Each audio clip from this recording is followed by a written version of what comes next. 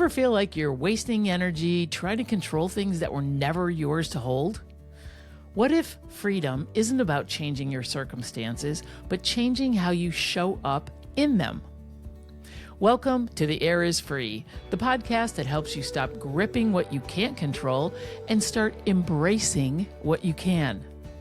Join Frida Karsberg and me, Sue Willoughby, as we dive into real conversations about resilience, personal freedom, and finding your center in a chaotic world. Inspired by the Swedish expression Luften är fri, which means the air is free, this show is about letting go, trusting the process, and remembering that some things in life were meant to be free and limitless, like air, space, and personal growth. So take a deep breath, let go of what's weighing you down, and let's get into it. Hey, hello everyone. Welcome to the maiden voyage, aka the first episode of our new podcast. And when I say us, my lovely co-host, Frida Karsberg, and myself, Sue Willoughby, are going to be talking about a very cool topic. Now, the name of the podcast is inspired by a Swedish expression, Luften är fri. Did I say that, Frida? Yes, you said it great. Luften är fri. Oh, yeah. So we'll talk about that in a minute, but do you ever feel like you're fighting for control over things that were never yours to hold on to? Well, this podcast, like I said, is inspired by that Swedish expression. Luften är fri, which loosely translates in English to the air is free. Now, this phrase is used playfully to remind someone that the space cannot be owned or controlled. But on a deeper level, which is what we're going to talk about in this podcast as well, it's a powerful metaphor for letting go, trusting the process, and understanding that some things, like air, space, and personal growth, are meant to be free and limitless. So each week, Frida Karsberg and myself are going to explore personal freedom, resilience, and empowerment. So here we go. We're going to talk about that phrase to start off with, and we'll just take it from there. Frida, how are you today? I'm so good, Sue, and I loved the presentation. Thank you so much for taking that on. Well, thank you for bringing this concept into my reality as well, because, I have been working with equanimity and finding that calm amid chaos and, that concept. And when we were talking about where this podcast was going to go, you came up with Luften är fri, and I loved that. I mean, I just think it's so amazing, but since it's your phrase, I want you to tell me a little bit more about it and how it is used more in Sweden and in your culture. Yes, of course, I'll do that. So the thing is, ever since I was a child, I've been using Luften är fri, the air is free. And I think when you're a kid, you use it more like in an annoying kind of way. It's like the air is free and you can like touch everything that, where the air is free around you and no one can touch you, sort of speak. But as I've been growing up and getting older, I don't do that anymore. I use it more when I want to feel like people can say whatever they want to say to me without feeling judged. Or I also want to feel that I have a free space to explore and talk about emotions and feelings and things that I think is true. So it's basically just to create a safe space around yourself to be able to express whatever you want to express. I like that. That when you're a kid, you're like, hey, and it's kind of like boundaries, right? Where it's like, yes, this is my space. This is my space. It is a free space, but it's my free space. And I don't want you in my free space. Is that kind of That's exactly how it is. Thank you for explaining that better. No, but you know how you are when you're a kid and you just want to like annoy someone, but at the same time, make sure that people know where your boundaries are. That's exactly what it is. Yeah. I still do that. Mm-hmm. Yeah, me too, I guess, but I'm not using my hands anymore. I also love what you said about judgment-free space, because let me introduce myself. Sue Willoughby. I am I like to consider myself an equanimity coach or a transformational life coach, whatever you want to say. I'm also an equus coach, meaning that I work with horses in my coaching practice to help with things like space and boundaries and all kinds of things, helping people be more grounded in their bodies. So that's where I'm coming from. And I know we share a lot of commonalities around that. So tell me a little bit about you and what you do. Yeah.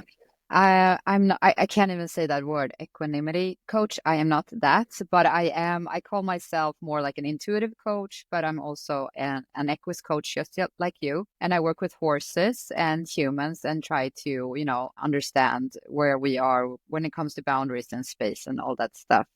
But I'm also a Reiki master, so I like to use that practice too when I work with my clients.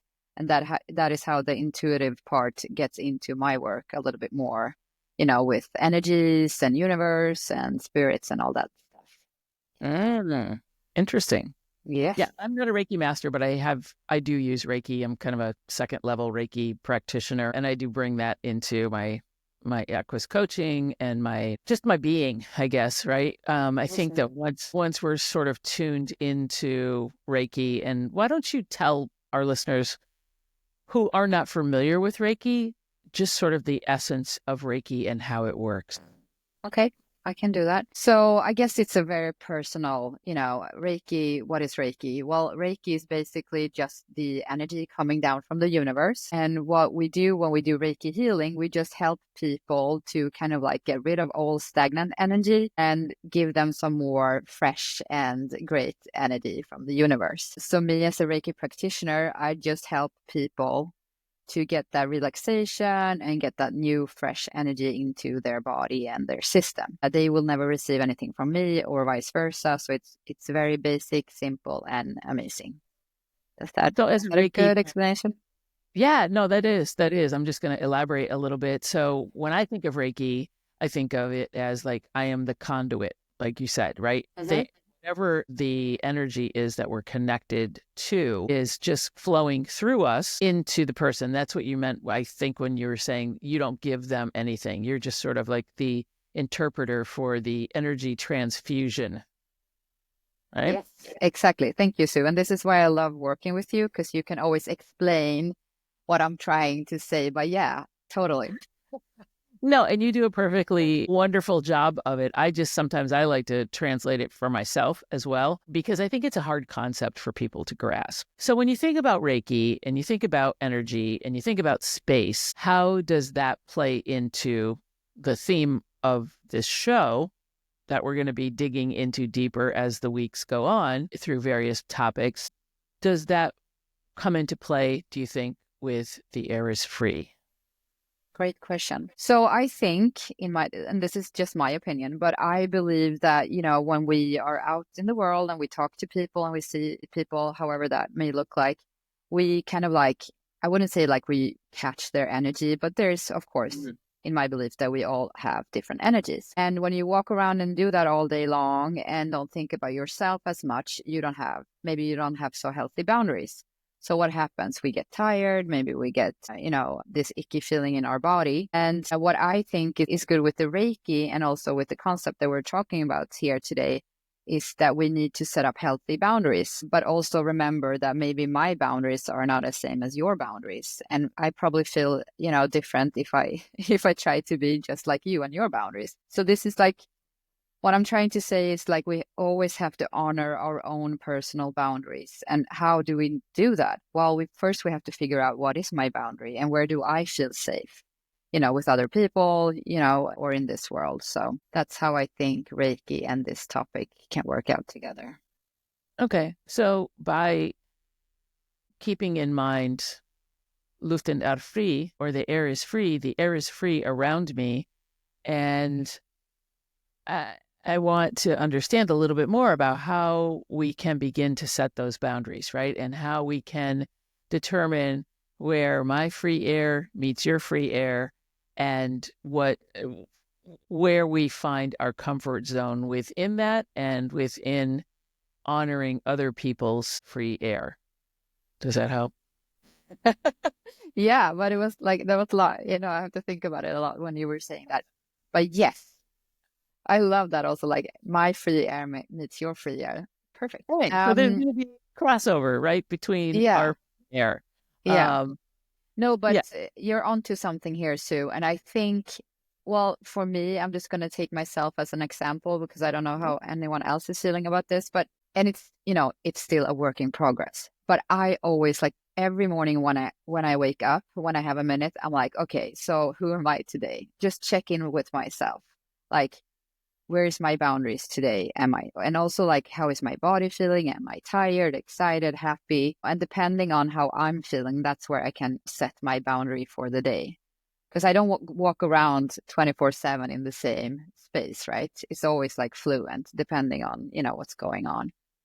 And I think once you know where you are, then you can start to do the Aries free also towards other people and, feeling safe about that. Does that make any sense? Yeah, it does. Absolutely. So you kind of do a morning check-in. And as like I said, this is our first episode and we're exploring this concept. And there's so much that, it sounds simple. The air is free. But it comes into play with so many things, like you're saying. Boundaries is one. That's kind of an obvious one. And also you brought up earlier, the area of judgment, right? Like, I am, this is my space to be not feeling judged. And I think that we as humans, and we both work with horses, and we know how important it is for our clients to be in a space where they don't feel judged, where the air really is free. And when you're in the space with a horse and you're in their environment and you're part of their herd, they are intuitively not judging creatures. They take everything at face value. So their air is always free for the most part, right? They communicate non-verbally. And when we are working with them, or our clients are working with the horses, it allows them to expand. This is my interpretation in this concept of how they can accept that they are in free air and free space, where they won't be judged. They won't be called out for whatever they're going to say or the emotions that they're going to experience. Yeah. Or express, right? Express, Yeah. yes. Okay, so let me ask you this, Sue. When horses feel that the air is free and they can do all these things that you just mentioned, what happens? What happens with the horse or with the person? Well, with the horse and the person. Well, okay, so we're going to get into a little bit about equine behavior, because horses are innately intuitive creatures and they're nonverbal. Obviously, they don't talk to each other, but they do communicate. They might vocalize some things, but being prey animals, they are always on the alert. So their energy and their space, they are taking in information constantly. And as they take in information, they are determining whether they are going to be safe, if something is approaching them, or they sense something in their bubble, right? In their free space, their free air. And is it going to harm them? Are they safe? And so they're constantly running through this loop. It's not the same kind of loop, like story loops that we create for ourselves, right? They're just assessing. They're like, am I safe? Is this person going to? And they're also picking up on vibrations, emotions, internal bodily functions, our breath, our heart rate, all of that. And they're monitoring that and seeing how those frequencies come together with their frequencies and if they feel safe or not. And if they do, then they will allow the spaces to come together. That was really wacky. Did that sound wacky? No, I understand everything perfectly fine. And you did a good You do, because you work with horses. But I'm always trying to, like, okay, can I understand this? But yeah, I think but the funny thing is, when you say all these things, I think about myself too. Not that I am a horse, but I can relate to all those things you just said, because you want to do a checklist before you feel safe, right? You can, or not at least me, I can never go into a room and like, hey, I'm super safe here, I'm just gonna be myself. You have to do those little checkpoints before you can actually take a deep breath and like, okay, now I can be myself, right? Yeah. Yes. And do you also, if you are, let's say, entering a room or a space with people that you don't know, or that it's a space that's unfamiliar, people that are unfamiliar, you may run the checklist once you get into the room, but do you do anything before you even enter the space? Yes, I do actually. But I recently started doing that because before I didn't and it didn't really work. But now I take a minute before I go into a room or a place or a space where I feel like, oh yeah, I might be a little bit nervous or like, I don't know anyone. Who am I going to be? All that stuff. And it's very simple for me. I just take a deep breath and I kind of like ground myself. And I love to visualize. That's how I can kind of like ground myself. So the easiest thing I do is I just close my eyes, take a deep breath, and then I kind of like feel I see roots going down through the soles of my feet down in the earth and just like ground me, like pull me down a little bit. Uh-huh. Because what happens with me when I get nervous or anxious or stuff like that, I kind of like start to float, and I'm just like a head floating around, like I don't have a body, sort of. So yeah, that's what I do. What do you do, Sue, when you do that?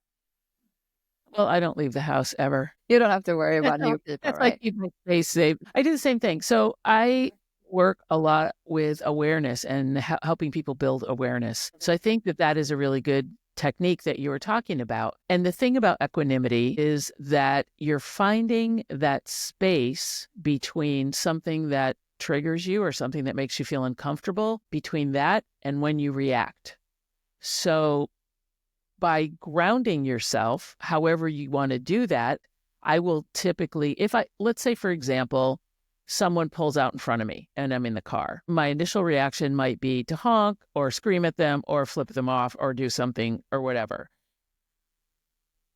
If I can, in that moment, before I do something I might regret, whatever the situation is, I will take a deep breath, a very deep breath, in through my nose, out through my mouth, and then feel my system calm down, so then I can be like, okay, I'm just going to let that person go because I have no idea what their agenda is and I don't necessarily want to find out. So I can find a place of calm before I react and possibly spiral out of control or have my energy cause someone else to spiral out of control. So I think, like I said, find that space in between trigger and reaction to change or adjust how I'm going to react to a situation. Does that help? Yes, it does help. But I'm also curious, how long did it take for you to actually learn about this and like how you can do this? Has it About been like a what? 55 years. Yeah, I mean, like we're humans, right? And it's a Oh, it's a winding long road. process. Yeah, Yeah. it's a Yeah. long process. Yeah, it doesn't happen overnight. And do I still have reactions that I don't take that breath in between? Yeah, I do. I'm from the East Coast. What can I say? Somebody cuts me off, I'm going to flip them off. So, but it is a lifetime learning practice. And the way I personally came to this was years of just, I was an angry person. I had a lot of anger. I had a lot of pent up frustration in me, and I would punch walls.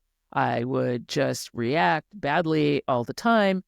And, you know, it, I've done a lot of things, everything from therapy to just finding a more spiritual way of being and evolving and finding, journaling. I know everybody thinks, oh my God, please don't say the journaling word. But all of those things, if you can have a better sense of self and build some awareness around what you're actually doing. And I think a big turning point for me was I went to a silent retreat, which was really life-changing and interesting. I thought I would never be able to do it. And we would, at the end of the day, we would have these Dharma talks. And at this one in particular, the instructor was talking about being or invoking the seer or the becoming the observer. So in order to do that, you have to extract yourself and visualize.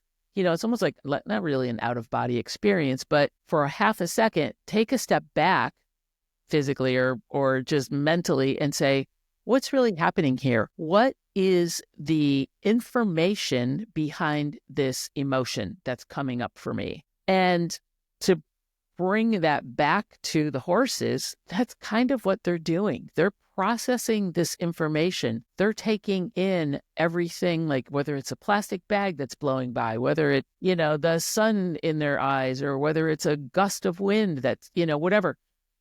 They're taking that information in, they're processing what they're feeling, and then they're letting it go. And that is the huge part for me, the letting go. Do I really want to hang on to this feeling or this emotion or whatever it is that I'm, do I want to punch a wall and then I have to deal with, having a bruised knuckle? Or can I just let it dissipate? And that is a skill that takes a while, is letting things dissipate, because then once you can start to do that in tiny little increments, it will allow you to let go of stories and let go of a bunch of other things over time. It's a skill, I think, personally. Totally, yeah. And I love that about horses too, that they just let go. But I must tell you, I have a lot of clients that comes to me and then they're like, what? Am I supposed to just put my junk on, like just leave it with the horse? What's going to happen to the horse? Is he going to be sad or whatever feelings that comes up? But it's amazing how they take, you can see how they process. It's almost like, you talk about something, you let it go, and you see the horse processing it in any way, or shape or form. And then usually it comes like a yawn or like a sound, and like they bow their head. And that's an indication for us that they are relaxed and, letting go of everything. It's so nice. Yeah. Release. Yeah. I love seeing the releases. It's great. It's great. Yeah. And then by doing that, they're freeing up the space around them, the air around them. It's once again free. And look, we've come full circle on that. Amazing. I love that. Think this is going to be really fun, talking about all of the topics that we have lined up for the next few weeks and months and so forth. And I think let's just keep it there for right now. I hope that this has been a little bit of a, dipping your toe in the pond kind of an experience for you listeners, and just kind of saying, I want to know more. I really want to know more about this. And if you do, I encourage you to tune in and see what topics we have. We have some really good topics coming up. I don't want to total spoiler alert, but Frida, what would you like to leave our listeners with today?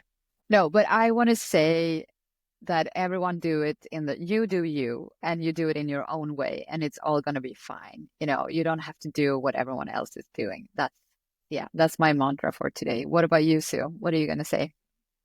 I'd like to say just start building some awareness when something triggers you or comes up for you, and it may be a conversation with somebody at work or your partner or your kids or whatever is going to cause some kind of a reaction. And then take a step back and observe what's going on. What am I feeling in my body? How am I planning to react initially? Or, how can I take a second to make an adjustment and then let go of what I was originally planning to say, do, act, whatever. So I would say just start seeing if you can bring up the observational seer, the observer in you. Take a deep breath, as Frida said, send those roots down and ground yourself before you react in a way that might not be favorable. Perfect. Frida, what do you have coming up for you?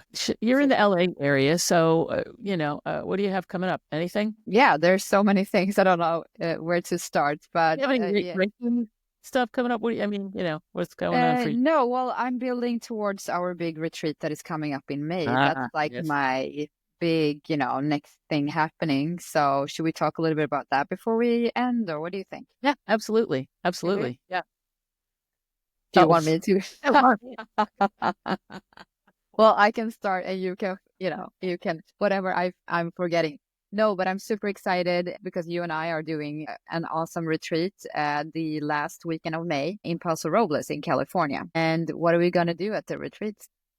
Well, it's at a private ranch. We have limited participation. It's going to be 3 days, and we will be working with horses in all different types of capacities and now, everything's on the ground. No riding experience is required. We work in safe spaces. It's a great way to bring your friends, build a community, participate in the community that will be there. It's a very supportive environment, and the horses are amazing. So it's a lot of equine-assisted Exercises and coaching. Yeah. Yeah, facilitation and coaching in a gorgeous setting in Paso Robles, Lake Nacimiento Ranch. And 3 days, super fun. End of May, we also have a fall retreat as well, if you're inclined to wait until October. But so check it out. We'll put in the show notes the link to the retreats. And thank you for joining us today. And we can't wait to dig deeper into finding out how we can keep the air free around us. Yes, Luften är fri. Luften är fri. Luften är fri. I'll get it one of these days. All right. You're doing great. That's it for today's episode of The Air is Free. I hope this conversation gave you something to think about, something to let go of, and maybe even a little more space to breathe. If you enjoyed this episode, do me a favor. Hit the subscribe button, rate and review the podcast, because it helps more people find us and join in the conversation. And if something resonated with you, share it on social media and be sure to tag us. We'd love to hear your thoughts and keep this discussion going. You can follow us on Instagram, hit us up on our websites. Just come, say hi, send us a message, or let us know what topics you'd love to hear more about. Until next time, take a deep breath, let go of what you can't control, and remember, Luften är fri.